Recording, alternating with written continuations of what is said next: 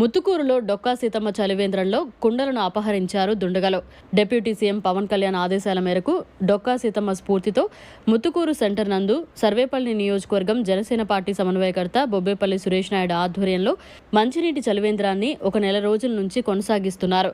నిన్నటి రోజున చలివేంద్రంలో ఉన్నటువంటి మంచినీటి కుండలను గుర్తు తెలియని వ్యక్తులు అపహరించుకుపోయారు.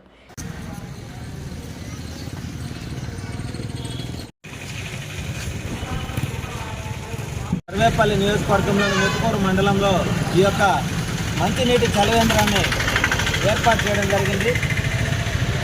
30 రోజుల నుంచి ప్రతిరోజు కూడా ప్రతి ఒక్కరూ కూడా మంచినీళ్ళు తాగే విధంగా కుండల్లో చల్లటి నీళ్లను ఏర్పాటు చేస్తే నిన్నటి రోజు ఆ కుండలను కూడా ఎత్తుకోపోయినటువంటి పరిస్థితి నిజంగా ఎంత దారుణం అంటే దాహతితో అల్లాడిపోతా ముత్తుకూరు మండలంలో చుట్టుపక్కల కంపెనీల నుంచి ఎంతోమంది శ్రామికులు కార్మికులు ఇక్కడికి వచ్చి లావాదేవీల్లో గుక్కడి మంచినీళ్ళ దాహం తీర్చుకునేటువంటి పరిస్థితి. మరి చివరికి ఆ మంచినీళ్ళ కుండలు కూడా ఎత్తుకుపోయారంటే మీలాంటి దుర్మార్గులు ఇంకా అసలు భూమి మీద ఉంటారా అని చెప్పి అంటా ఉన్నాం. నిజంగా ఇది చాలా విడ్డూరమైనటువంటి పరిస్థితి, ఇంత దారుణం. మరి ఆ కుండలు కావాలంటే మేము తెచ్చిస్తాం కదయ్యా.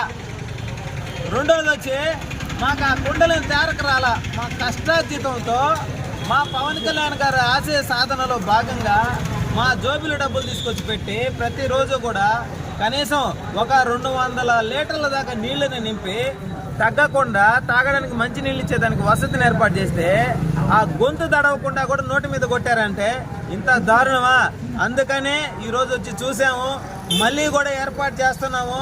దాహానికి 1 లీటర్ బాటిల్ కొనాలంటే 20 రూపాయలు. ఆ 20 రూపాయలు కూడా పేదవాళ్ళ దగ్గర ఉండదు కాబట్టి వాళ్ళ దాహతి తీరుస్తామనేటువంటి ఆలోచనతో ఈ కార్యక్రమం చేసాము. ఇకనైనా మళ్ళీ కొండలు ఎత్తుకోబాకుండా చూడండి, మళ్ళీ తీసుకొచ్చి పెడతాం స్వామి ఒకసారి.